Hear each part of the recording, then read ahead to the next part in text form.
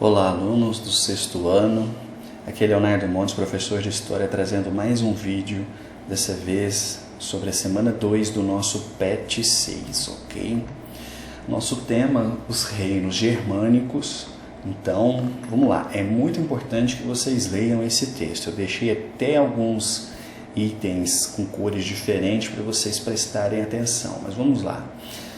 Os chamados reinos germânicos, na verdade, formavam vários grupos diferentes que tinham sua identidade própria, mas que tinham algumas semelhanças, por isso eles eram agrupados, e chamados de povos germânicos. Destacavam-se ali os francos, os godos, os vândalos, os anglo-saxões, lombardos, etc. Bom, e essa organização social desses grupos era basicamente na família, sendo o pai a figura central. Então o pai era a figura mais importante, eles colocavam ali em torno dos filhos, eles fortaleciam muito a família, eram povos com muita independência, então isso dificultava o surgimento de um estado, de um reino, entendem? Por quê? Porque as famílias trabalhavam muito por si mesmas, não é?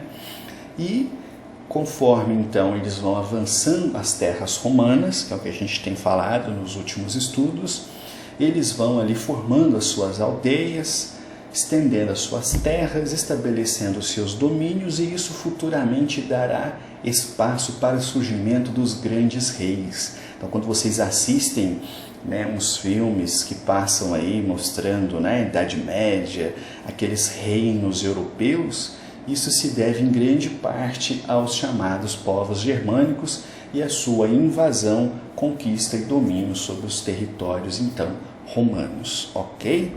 Vamos lá para as atividades.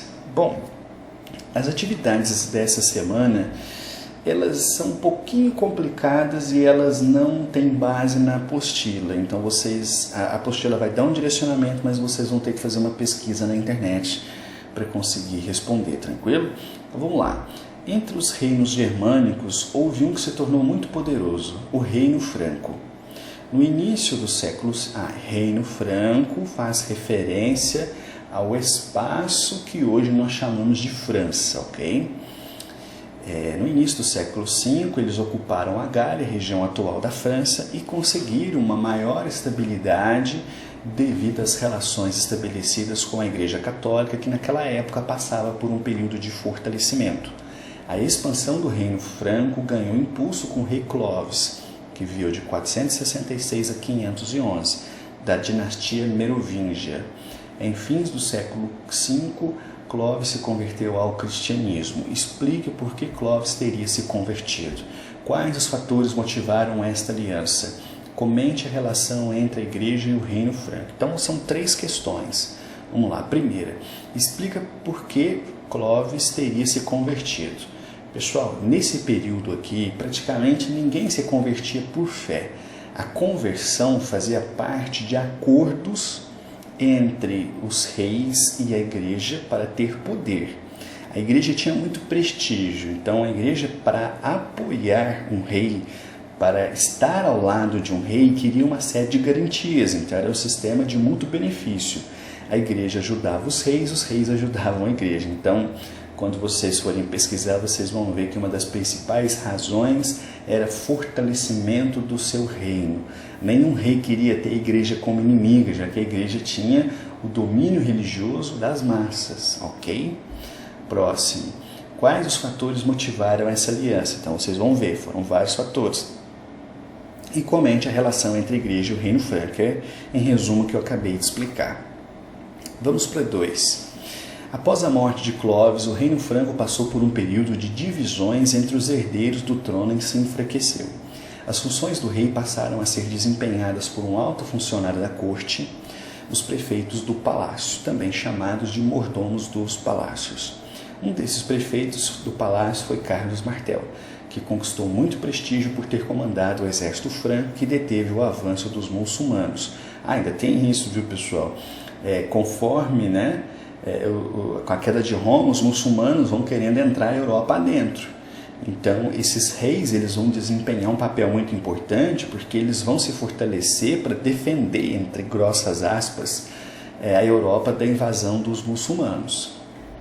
Após a sua morte, inicia-se a dinastia carolíngia, sob o comando de Pepino o Breve. Para reforçar o poder, Pepino fez um acordo político com o Papa, enviou tropas para a Itália e ajudou-o a se tornar o rei de Roma. O sucessor de Pepino ao trono foi seu filho Carlos Magno, que governou durante 46 anos. Agora é com você. Pesquise em livros ou na internet quais foram as principais características políticas, econômicas e culturais do reinado de Carlos Magno. Bom, importante, Carlos Magno realmente é um personagem que merece ser estudado porque ele trouxe muita coisa interessante para a Europa. Bom, Carlos Magno ele meio que vai tentar reviver o Império Romano e ele vai conseguir ter uma grande conquista, uma grande extensão territorial. Ali a região que hoje é a França, a Alemanha, partes da Itália, partes da Espanha, tudo ali vai ser parte do seu império. E ele vai fazer várias reformas, reformas na educação, reformas na arte, reformas na cultura. Ele vai se aliar muito fortemente à igreja, então ele vai construir vilas fortificadas com muralhas e tal. Então, assim, a imagem que a gente tem de Idade Média que vocês veem nos filmes, ela começa a ganhar contornos aqui com Carlos Magno. Então, vocês vão fazer uma pesquisa para ver quais foram as características políticas, econômicas e culturais durante o período em que ele reinou. A 3. Em seu caderno, produz um texto sobre os povos germânicos, abordando os seguintes aspectos. Bom, se você pegou a apostila, você pode fazer aqui mesmo nesse espaço em branco, é um parágrafo só, é tranquilo. Se vocês pesquisarem sobre os povos germânicos, vocês vão achar com muita facilidade como eles viviam, como era a sua agricultura.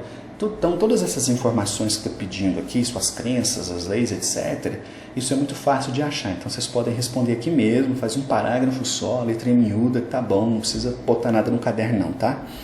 Aqui mesmo dá para fazer. E, por fim, a 4. Vamos lá. Preencha os dados abaixo, referentes aos povos germânicos e romanos. Então, é um quadro para você comparar o estilo de vida romano com o estilo de vida germano. Então, aqui tem economia, organização social, organização política e religião. Então, o que você vai fazer? Você vai fazer aqui, por exemplo, economia. Como era basicamente a economia dos romanos? Vou dar um exemplo. Os romanos, eles tinham uma grande força militar. E eles conseguiam grande parte da sua riqueza através da guerra, da conquista. Então, é isso. Você escreve aqui. Aí os povos germânicos, como é que eles sustentavam a economia? Você escreve aqui. Como é que era a organização social dos romanos, dos germanos, a organização política, a religião? Será que tinha muita diferença? Bom, nesse período aqui, os romanos eram quase todos cristãos. E os germanos, como é que eles eram? Né? Então você escreve aqui, é só isso, ok? Colocar algumas características da organização social dos romanos e as características da organização dos germanos, só para vocês terem em mente as diferenças entre eles, ok? São só essas as atividades. Quaisquer dúvidas, dificuldades, basta chamar, estou aqui para ajudá-los, ok? Um abraço e até a próxima.